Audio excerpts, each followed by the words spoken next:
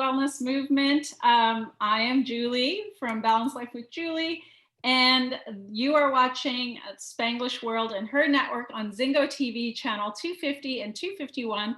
Remember to download the Zingo TV app. It is free in the App Store, or leave a review. Zingo TV is also available on Google Chromecast, Amazon Fire and Fire Sticks, Roku and Roku Sticks, also on all smart TVs from 2016 forward. So I have a really special guest today. I'm going to read you her bio. So Amber here is a UK-based teaching assistant who has worked in primary schools for over 20 years. She is originally from the small island of Malta in the Mediterranean. And as well as being a forest school leader, Amber is also a mental health advocate and has introduced mindfulness for children in the school that she's been working at for the past 9 years. And she has recently embarked on a crystal bowl sound healing journey, is a practicing yogi, a spiritual soul, and sober warrior who faces life's challenges head on. So welcome, Amber. So it's morning here, but it's late afternoon there in the UK. How are you today? I'm very good. I've just rushed home from school and I'm all set up. I'm very excited to give you a little introduction into the world of crystal singing bowls. So we have crystal bowls in our home as well. So what made you discover them? What made you curious about them? Well, in 2018, I went to a wellness and yoga day, and there was a lady who had some over there, and I was completely intrigued by them, their beauty, their sound, the vibration. They were just so magical, and I decided I needed to get some. So I went ahead and saved all my pennies, and I got a set in August. And I've been learning how to make them vibrate and sing. Mm-hmm.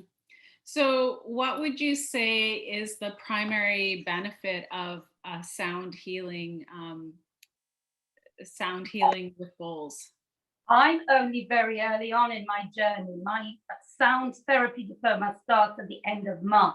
So I was told that if you have crystal bowls and you play them and you get a benefit out of them yourself, then you are transferring the love and harmony and energy through them to other people.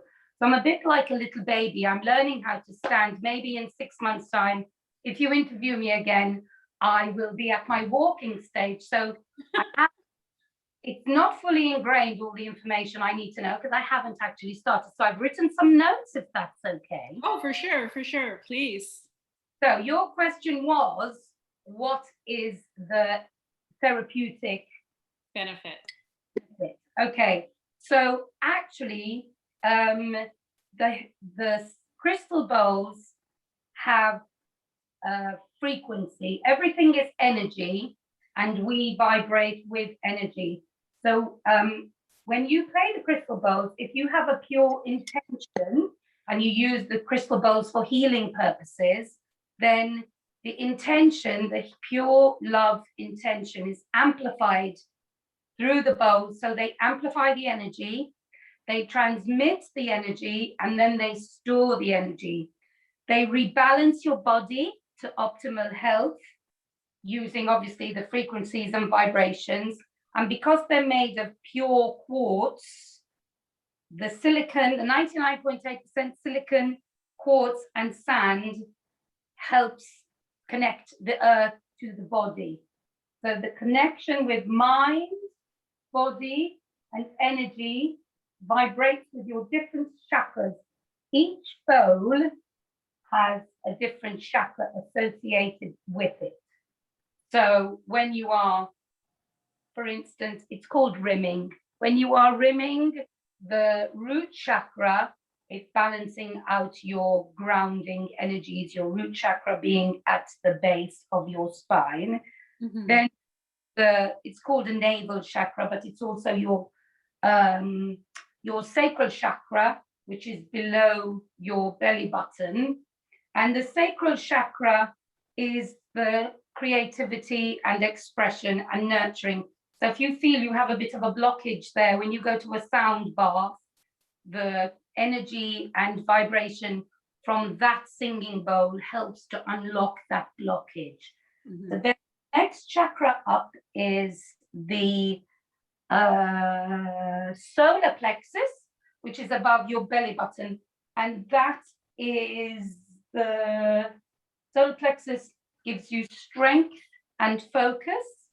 Then you've got your heart chakra, which is in the middle of your chest to the right of your original heart. And obviously this helps you with loving kindness. And then your throat chakra, which is very important because people who are like people pleasers and people who find it really difficult to speak their truth perhaps have a bit of a blocked throat chakra. Mm-hmm. So got a bit of anxiety, and when you're put in a position where you really want to speak out but you find it really difficult, you might have a slight blocked throat chakra. Mm-hmm. So it's that.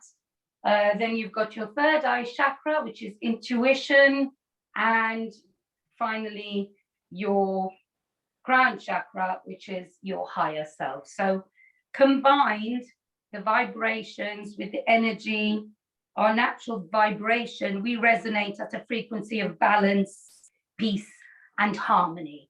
So when you go to a sound bath, you lie there, and the whole idea is to kind of rebalance your energies.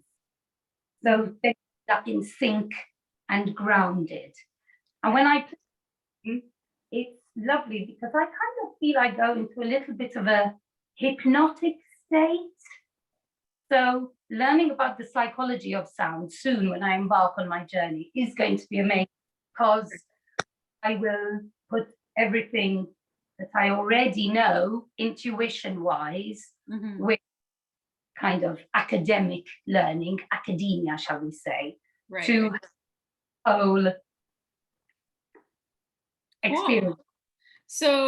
So you have, it's interesting because we only have 3 bowls, but like a whole set is what, 7 bowls? Yes. Yeah. Okay. Well, we have to save our pennies to get all of them, all of them. We have the big bowl, which is, I guess, the G. G is the note that it plays. C is the root chakra, is the biggest one. Okay. And then And so in the musical scale, listen, C,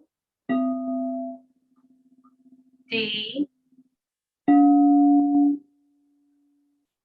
E, F, G, A, B. And then you'd go an octave higher. C. right. My daughter set them all up while I was at work. I rang her and said, set them all up. So they're in a wide semicircle. When I play them, I'll need to jiggle them around a bit. Bless her. Nice, nice. So you also teach, have introduced mindfulness into the school that you're working at.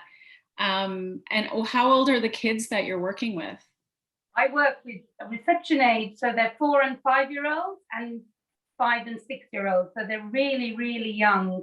Mm-hmm. But at such a young age, I teach them about their breath, and I teach them about how important it is to use your breath.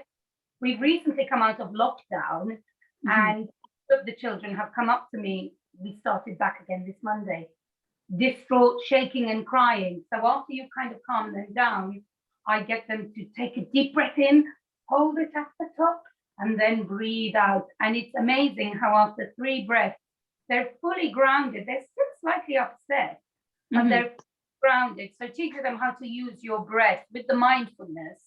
Right. I teach them about how important their breath is, and it's their tool, and it's always there, and it's always with them, and they can take it with them.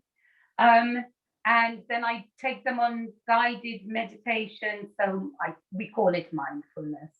Right. And occasionally I take in a Tibetan bowl. I've got a Tibetan bowl up there. I'll bring it down.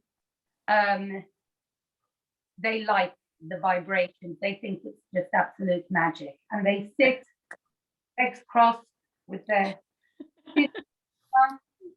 this, and it's usually the ones who are the most fidgety and the ones who are slightly all over the place that actually become the most grounded and are the best at sitting quietly. Mm-hmm.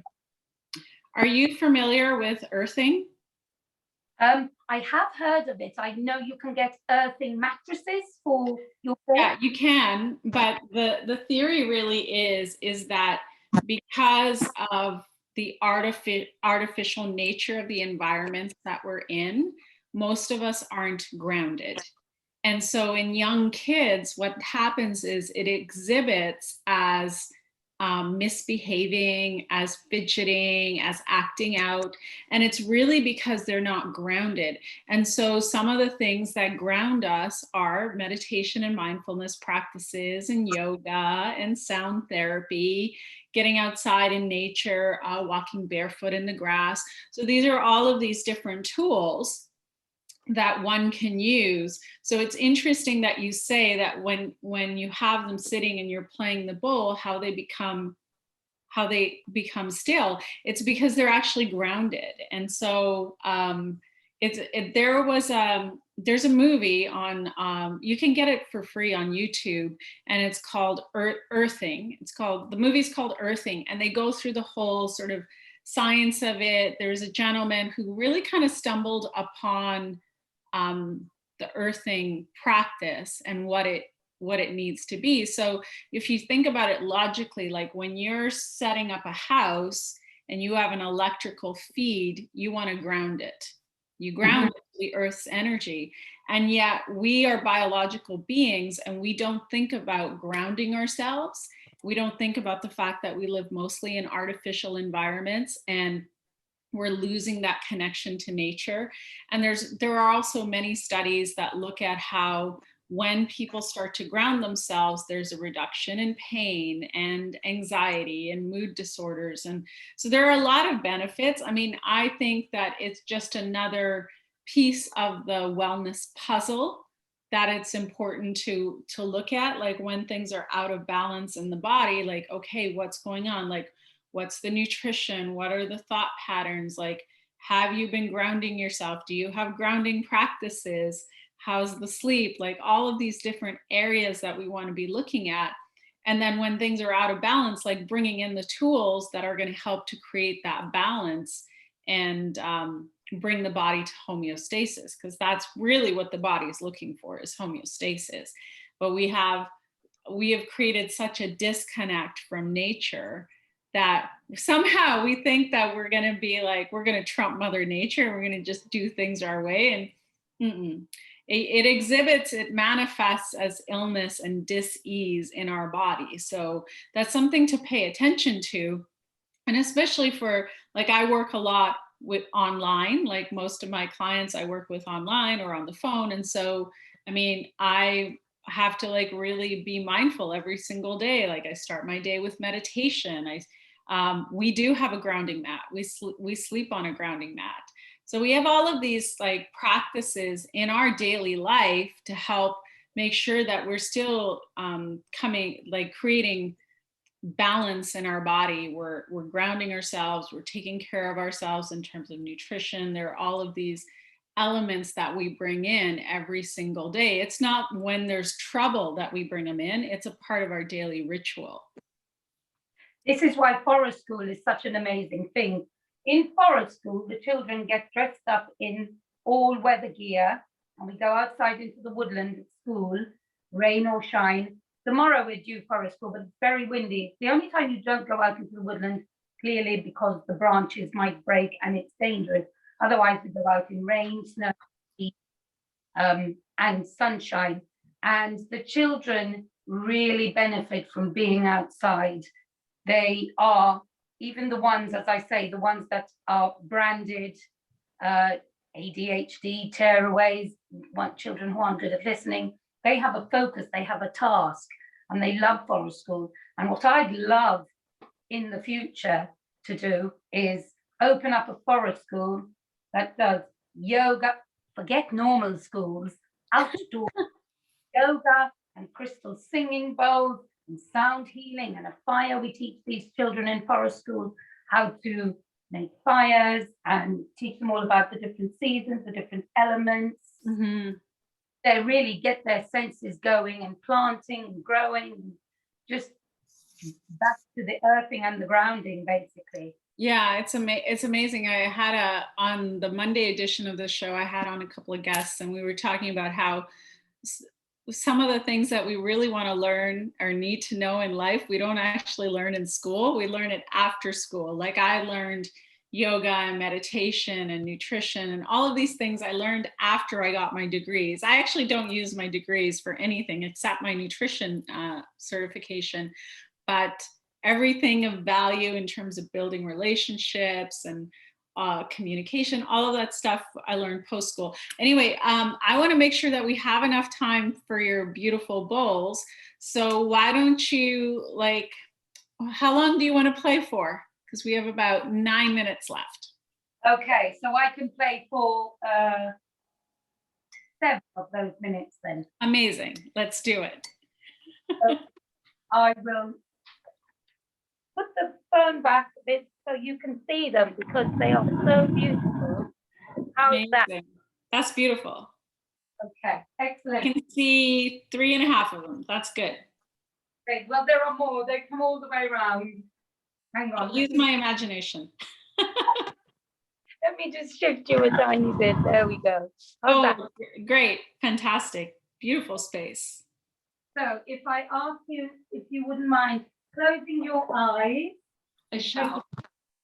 Take a deep breath in through your nose and out through your mouth. And as you do that, allow all the tension to drain away from the top of your head, down your shoulders. Big deep breath in, out through your mouth. Allow the energy to drain away all the way down your back. Last deep breath in through your nose, out through your mouth. Allow the energy to drain away all the way down your legs to your toes and enjoy.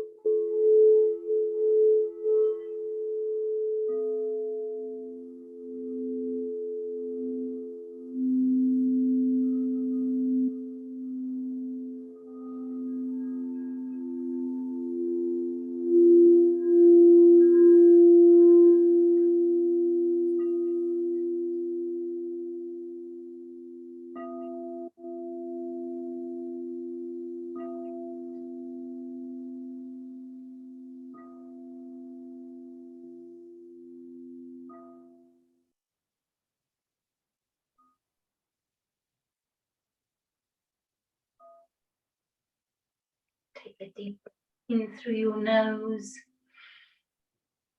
out through your mouth.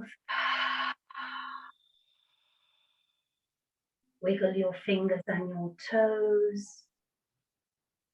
And slowly bring your focus and your attention back into the room. And when you're ready, open your eyes. Hey. That was nice. Makes me want to get the rest of the bowls for our collection. They work really beautiful. I played the piano as a child, so I know the harmonies that you can do.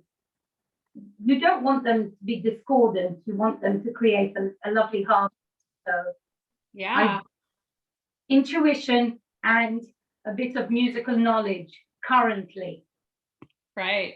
So great. I mean, once you're through your sound school, we'll call it sound school, you definitely come back and play the bowls for us some more. That'll be amazing. So yeah, I learned a lot. I'm glad you're doing what you're doing. The kids are lucky to have you. So I'm just gonna read the outro, and that's this week's show. So the show can be heard on Spanglish Radio Network, and her network is part of Spanglish World Media. Check out spanglishworld.ca for all news and programming. Spanglish World. Watch it, hear it, read it, download it, and live it. Thanks so much, Amber. Thank you so much, Julie. Great to speak to you. All right, we'll talk soon.